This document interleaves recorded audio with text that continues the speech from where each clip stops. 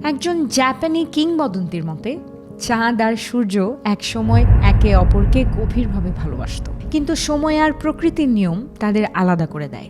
ভালোবাসা ছিল, কিন্তু একসাথে থাকা তাদের ভাগ্যে ছিল না।